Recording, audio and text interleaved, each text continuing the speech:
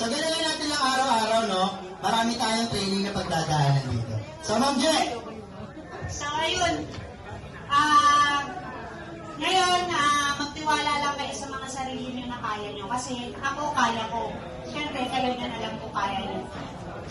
Dahil si God, hindi siya magbibigay ng isang opportunity na hindi natin kakayanin. Lahat ng opportunity na binibigay niya, kaya natin. Pero, hindi lang natin pinapansin. So, ngayon, kaya ako kayo pinakongrats kasi napansin niyo ang opportunity na to. Kaya nga kayo nandito eh. Kaya good luck sa inyo lahat. Gagay kayo ni God sa mga pangarap niyo sa buhay para maabot niyo. So, nandito rin kami bilang magiging mentor niyo o kaya mga tagapayo niyo sa lahat ng gagawin niyo. So, good luck sa inyo and thank you for coming. Thank you, Ma'am Je!